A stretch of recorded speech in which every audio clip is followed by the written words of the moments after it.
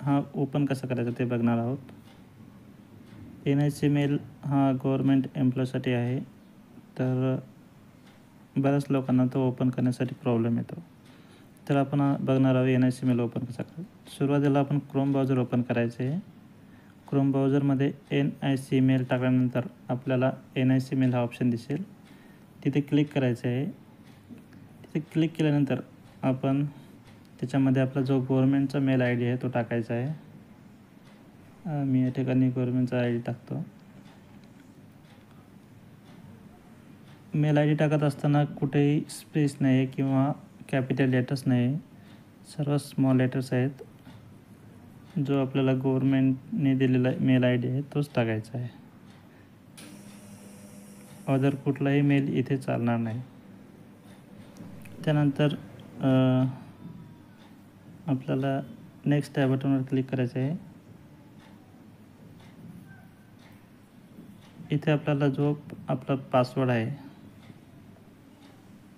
आपण जो क्रिएट केला आहे NIC तोच टाकायचा आहे. इथे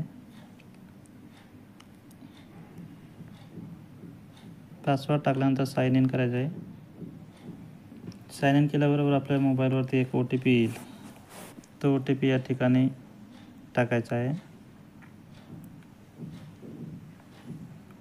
OTP टाकल्यानंतर व्हेरीफाय या बटनवर क्लिक करायचं आहे. यानंतर जनरेट कोड इथे क्लिक करून आपल्याला हे डाउनलोड करायचं आहे किंवा स्क्रीनशॉट काढू शकता. डाउनलोड केल्यानंतर आपल्याला साइन इन या ऑप्शनवर क्लिक करायचं आहे. साइन इन केल्यानंतर आपल्याला इथं माहिती विचारतं, तर फॉर्म एक भरायचा आहे. सुरुवातीला एम्प्लॉय ऑन रेग्युलर अपॉइंटमेंट इथे क्लिक करायचं आहे. खाली AIS किंवा CSS इथे नो करायचं आहे. त्याच्यानंतर खाली आल्यानंतर आपल्याला एम्प्लॉय कोड आहे. इथे एम्प्लॉय कोडमध्ये आपल्याला DGP, आता इथे जो सेवार्थ आहे तो टाकायचा आहे. कोड टाकतो इथे DGP.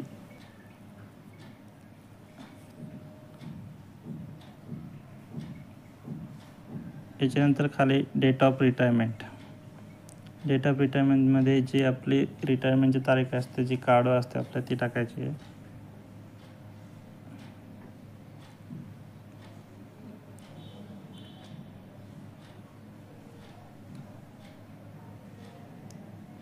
खाली स्टेट गव्हर्मेंट ऑर्गनायझेशन,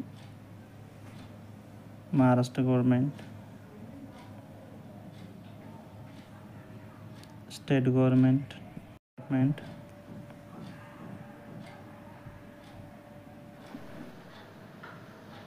डेजिग्नेशनमध्ये आपल्याला इथं टाकायचं आहे. जे आपले पोलीस नाईक, कॉन्स्टेबल, PSI जे असते ते टाकायचे आहे.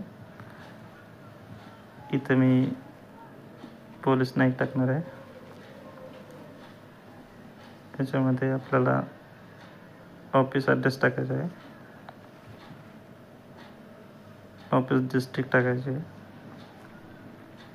आणि पिनकोड टाकायचा आहे. पिनकोड टाकल्यानंतर प्रिव्ह्यू अँड सबमिट या बटनवर क्लिक करायचं आहे. आपल्याला प्रिव्ह्यू अँड सबमिट केल्यानंतर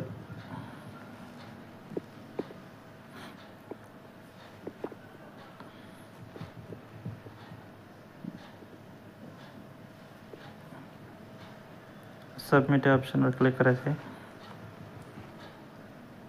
अशा प्रकारे आपण इथे NIC मेल ओपन केलेले आहेत. याला क्लोज करून आपण या ठिकाणी मेल बघू शकता.